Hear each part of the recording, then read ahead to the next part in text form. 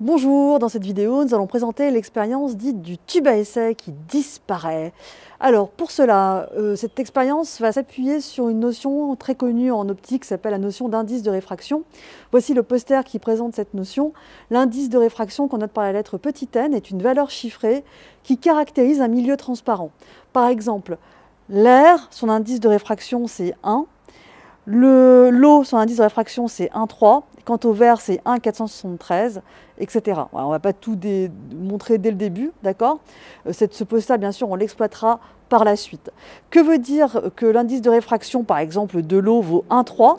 Eh bien, l'indice de réfraction est défini comme étant le rapport de la vitesse de la lumière dans le vide, noté C, et qui vaut 3,10 puissance 8 mètres par seconde.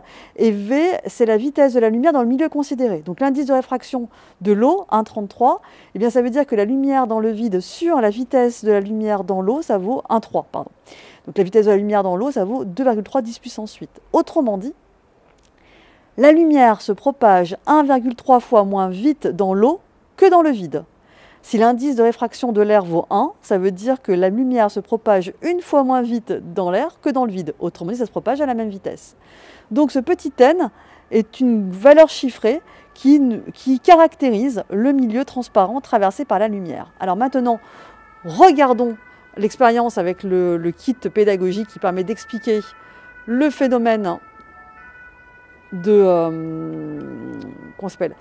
réfraction, pardon. Je suis perturbée par les sirènes.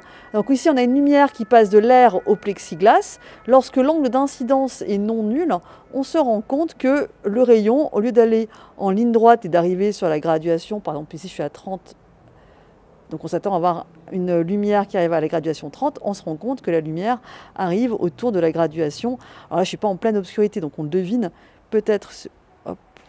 Voilà, on devine un rayon lumineux qui arrive autour de 20 degrés, d'accord?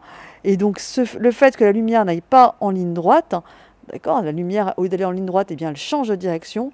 Ce phénomène s'appelle un phénomène de réfraction. Alors pourquoi on a ce phénomène de réfraction? Tout simplement parce que la lumière, lorsqu'elle passe d'un milieu transparent, ici l'air, à un autre milieu transparent, eh bien sa vitesse change. C'est ce qu'on a vu avec l'indice de réfraction. Et avec cette vitesse qui change, eh bien, il y a un changement de direction qui s'opère.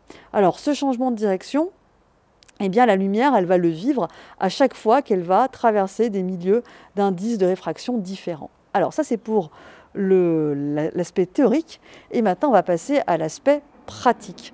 Alors, une expérience très simple qui consiste à avoir deux récipients. Donc ici, à gauche, on a un bécher qui contient de l'eau et on va immerger dedans un tube à essai qui contient de l'eau. Donc j'insiste bien sur le plan expérimental de bien remettre le bécher après dans son bécher attitré. Et puis ici, on a de l'huile avec un tube à essai qui contient aussi de l'huile, même huile, d'accord? Donc là, jusqu'à là, il n'y a rien d'extraordinaire. Et immergeons, hop, le tube à essai dans le contenant de l'eau, dans le bécher contenant de l'eau. Donc là, la lumière, qu'est-ce qui se passe? La lumière traverse du verre, l'indice du verre c'est autour de 1,47, puis de l'eau, 1,3, puis de nouveau du verre, etc. Donc on a un indice de 1,4, 1,47 et 1,3. Donc les indices des milieux transparents sont très différents. Donc la lumière subit des phénomènes de réfraction visible. Et c'est la raison pour laquelle on arrive à bien distinguer le tube à essai dans l'eau. Alors au-dessus, on devine encore un autre milieu transparent qui est l'air d'indice 1, qui est aussi très différent de 1,3 et de 1,47.